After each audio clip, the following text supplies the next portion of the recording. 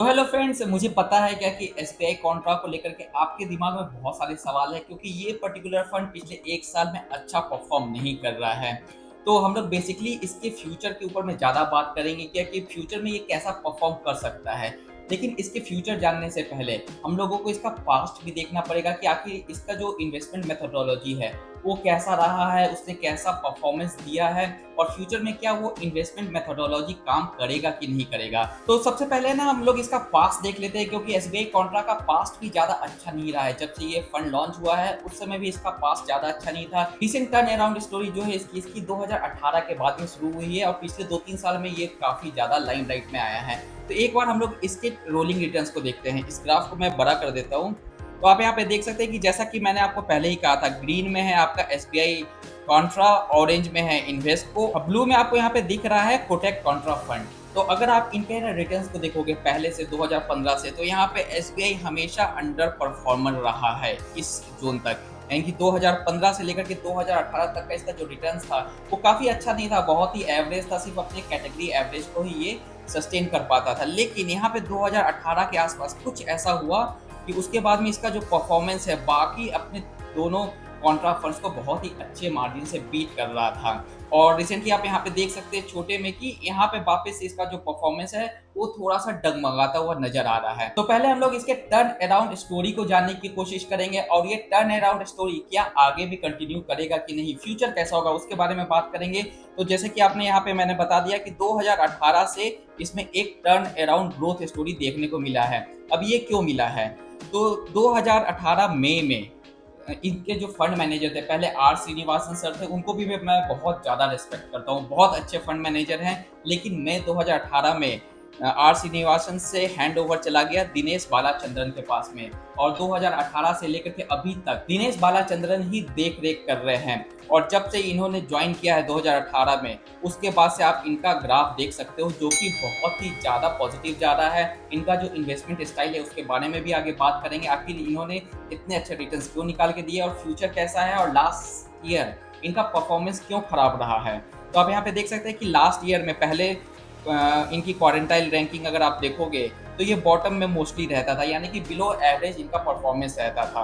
उसके बाद से 2020 से आप यहाँ पे देखना शुरू करोगे ये हमेशा ग्रीन यानी कि टॉप टू क्वारंटाइल में आपको यहाँ पे देखने को मिलेगा।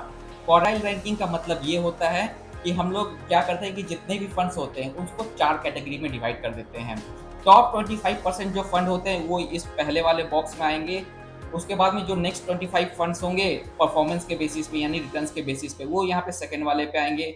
उसके बाद में यहाँ पे नेक्स्ट 25 फंड जो है वो थर्ड वाले बॉक्स में आएंगे और जो बॉटम 25 हैं वो फोर्थ वाले बॉक्स में आएंगे। तो एसबीआई कंट्रा 2024 में सडनली, पहले 2024 से पहले ये सेकंड वाले क्वारंटाइन में रहते थे और उसके बाद में 2024 में सडनली ये लास्ट क्वारंटाइन में आपको यहाँ पे दिखता हुआ मिलेगा। तो पिछला जो ईयर है इनका परफॉर्मेंस का वो बहुत ही ज़्यादा खराब रहा है। लेकिन इनका इन्वेस्टमेंट मेथोडोलॉजी एक बार समझ लेते हैं। जब बालाचंद्रन 2018 में आए उस समय इनका टर्नओवर रेशियो सिर्फ 44% था, यानी कि मोस्टली ये बाई एंड होल्ड के कॉन्सेप्ट पे चलते थे। लेकिन 2019 में इनका टर्नओवर रेशियो 190% चला गया, यानी कि एक साल में मोस्टली ये 2 बार अपने पोर्टफोलियो को चेंज कर देते थे। उसके बाद में 2023 में 230%, अभी जनवरी का डेटा निकाले तो जनवरी 2025 में 190%, फरवरी में 205, मार्च में 223, अप्रैल में 227% तक इनका पोर्टफोलियो चेंज देखने को मिल रहा है। यानी कि पिछले एक साल में इन्होंने अपने पोर्टफोलियो को 2 बार चेंज किया है। लेकिन रिसेंटली अगर आप देखोगे तो अगेन जून 2025 में ये सिर्फ और सिर्फ 18% की आ रही है। इसका सिंपल सा मतलब ये है क्या कि ठीक है, इनके जो फंड मैनेजर थे बालाचंद्रन, इन्होंने है ना इस साल काफ़ी ज़्यादा अपना पोर्टफोलियो में चेंज किया है। लेकिन अब जाकर के वो है ना एक कांस्टेंट अपने पोर्टफोलियो पे दिखते हुए नजर आ रहे हैं, क्योंकि अब 18% रह गया है।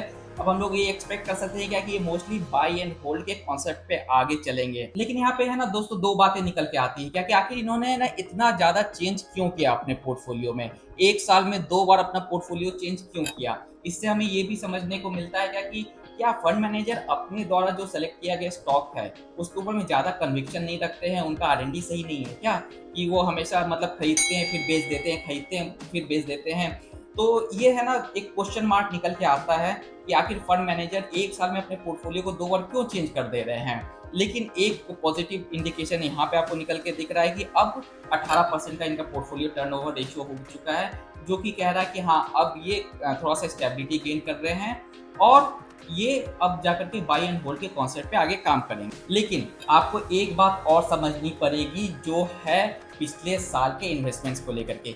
पिछले साल इज़राइल गाज़ा का भी वॉर चल रहा था, जिसके कारण most of the IT sectors, energy sectors, खासकर फार्मा सेक्टर, ये तीनों काफ़ी ज़्यादा इम्पैक्ट किया था इज़राइल गाज़ा वॉर के कारण। देखो, ये कॉन्ट्रा फंड है, ओके? तो ये ऐसे ही जगह इन्वेस्ट करता है जहाँ पर ना अभी वो अंडर वैल्यूड हो चुका है। तो जैसे कि इज़राइल गाज़ा वॉर शुरू हुआ, फार्मा के जितने भी स्टॉक्स है वो धड़ाधड़ गिरना शुरू हुए। तो इसका मतलब ये नहीं है क्या कि अब फंड मैनेजर उसको सेल ऑफ करेंगे। हमारे फंड मैनेजर, कॉन्ट्रा फंड के फंड मैनेजर, कॉन्ट्रा फंड के फंड मैनेजर उल्टा चलते हैं मार्केट से। क्योंकि अगर आप समझ लोगे कि Sun Pharma because of Israel Gaza war, उनका जो स्टॉक मार्केट है वो बहुत ही ज़्यादा 3 से 4% एक ही दिन गिर गया। लेकिन लॉन्ग टर्म में Sun Pharma is a good company, right?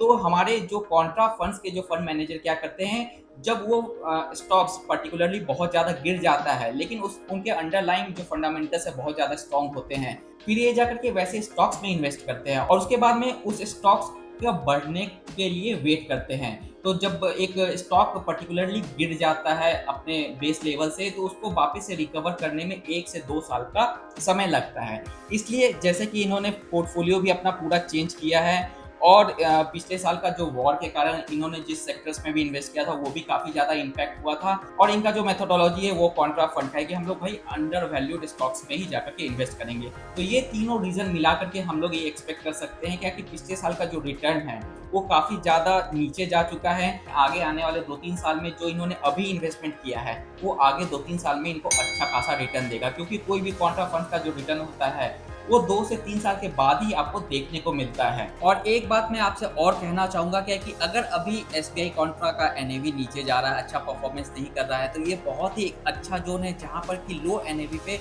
अब ज़्यादा यूनिट्स आपके अकाउंट में क्रेडिट होंगे और जब एसबीआई कॉन्ट्रा का परफॉर्मेंस अच्छा होगा उस समय यही यूनिट्स हैं जो आपके इन्वेस्टमेंट पे कंपाउंडिंग करके देंगे।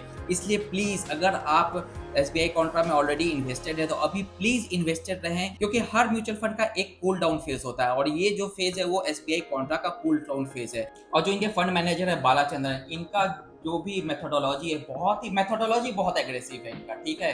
चाहे स्टॉक्स में ज़्यादा एग्रेसिव हो ना हो, इनका मेथोडोलॉजी बहुत एग्रेसिव है, जो कि मुझे अच्छा लगता है up to a certain level. तो ये मैं एक्सपेक्ट कर सकता हूँ कि अपने फंड मैनेजर के ऊपर हमें भरोसा रखना चाहिए, इनके मेथोडोलॉजी पे भरोसा रखना चाहिए, क्योंकि पास्ट में इनकी ये जो मेथोडोलॉजी वो अच्छे रिटर्न्स निकाल के दी है।